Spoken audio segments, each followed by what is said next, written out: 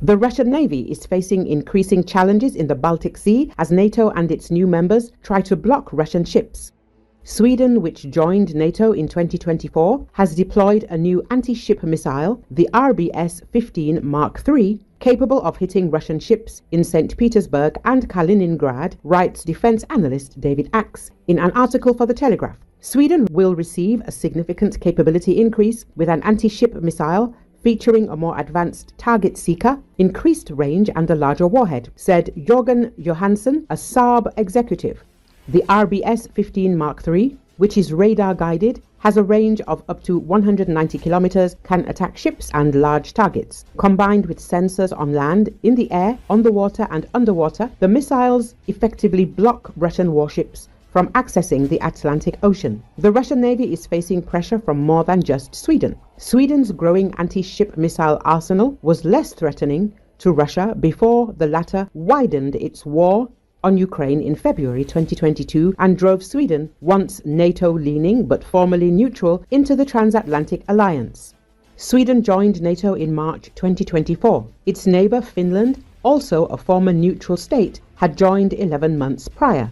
Other Baltic countries have significantly beefed up their defenses. Estonia has purchased Blue Spear 5G missiles with a range of 200 miles, while Latvia has acquired naval strike missiles. The chosen weapons system will form the cornerstone of Estonian naval defense for decades to come, said Jüri Saska, commander of the Estonian Navy. With NATO expansion and the addition of Sweden and Finland, the Baltic Sea has become one of the most challenging regions for the Russian Navy. This calls into question its ability to effectively operate in a conflict with NATO. Axe writes that it remains an open question whether the Russian Navy can resist in the Baltic Sea if tensions with NATO escalate into open warfare. It is noted that NATO's expansion in reaction to the Russian attack on Ukraine has made the Baltic Sea an extremely hostile place for the Russian Navy, and it's growing even more hostile with every missile Sweden and its fellow NATO members deploy.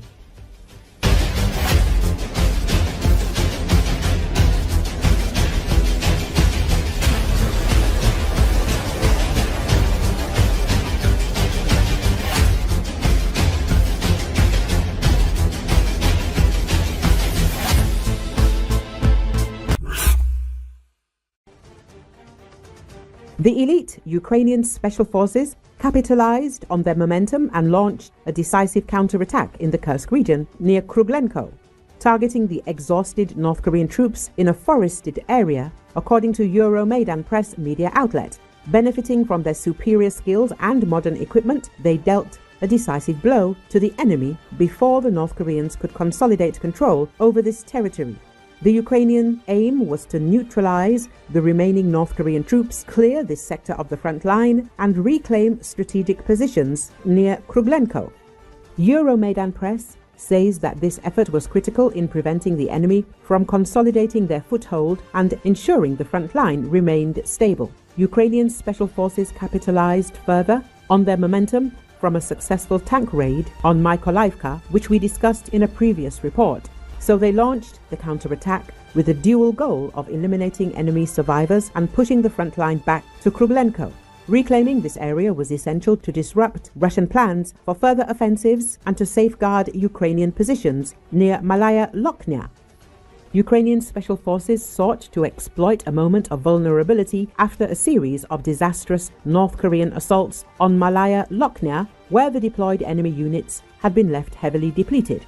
Because North Koreans fought almost until the last man was dead, these units suffered catastrophic losses due to poor coordination and a near-total absence of fire support from Russian forces.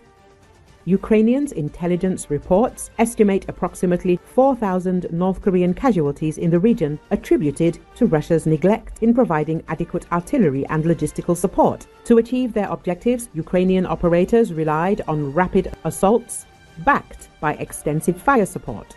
Equipped with thermal scopes, these elite forces operated with unparalleled precision. Advanced technology allowed them to detect enemy positions as the North Korean soldiers were heavily contrasted against the cold and snowy background, which made the Ukrainians much more effective, according to Euromaidan press. The North Korean troops had already taken positions in forested areas and houses, which provided them with natural and structural cover against Ukrainian aerial reconnaissance and drone strikes. Clearing such terrain required meticulous planning and could have exposed the Ukrainian special forces to ambushes. Additionally, the persistent risk of Russian reinforcements arriving to bolster the North Koreans added a layer of urgency to the operation. Ukrainian forces had to act decisively before the enemy could regroup and launch further assaults. The counterattack near Kruglenko began with camouflaged Ukrainian troops advancing into the forested area where North Korean soldiers were regrouping for an offensive. The Ukrainians opened fire, quickly neutralizing many of the enemy combatants.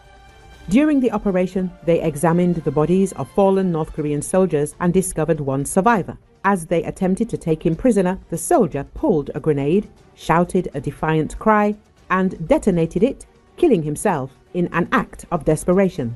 A Ukrainian soldier narrowly avoided injury, jumping back just in time.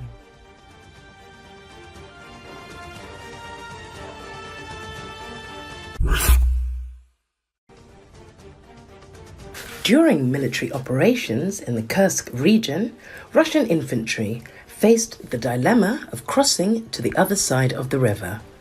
At the same time, the soldiers could not think of anything better than to drown two of their own BTRDs and lay wooden pallets on top of them to create a pedestrian crossing. This was reported on January the 17th by analysts from the Defense Express portal.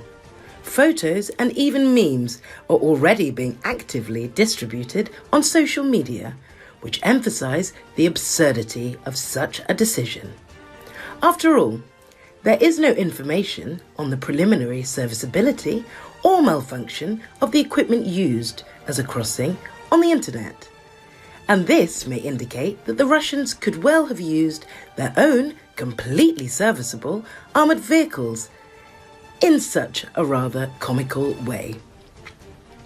At the same time, open sources contain information that the BTRD is a vehicle that can move across water at a speed of 10 kilometers per hour forward and 1.5 kilometers per hour backwards. That is, such an armoured vehicle can quite easily cope with water obstacles if used as intended and in accordance with technical features. But the Russians, as we can see, found a completely different use for the BTRD. If we assume that the equipment was faulty at the time of use as a crossing, then the actions of the Russian military can still be called inappropriate. The faulty armoured personnel carriers could well have been used to extract components that would be needed to repair other units of equipment. Of course, everything may turn out to be much more prosaic. Russian paratroopers tried to ford these rivers in their BTRDs, Defense Express suggests. However, even in this case, the situation remains comical. After all, instead of saving the equipment, the soldiers decided to leave everything as is and use the drowned vehicles to ford the river. Russia uses long-forgotten World War II technology to cross rivers in Kursk region. As Forbes columnist David Axe writes, during World War II, some armies, notably the British, attached metal spans to the top of tank chassis and used the resulting funny bridges to quickly cross gaps that stopped vehicles on the battlefield. 80 years later, in the Kursk region of Western Russia, Russian airborne troops are deploying modified BTRD amphibious vehicles in the same way, by piling what looks like wooden floors onto 13-ton tracked vehicles and rolling them into rivers.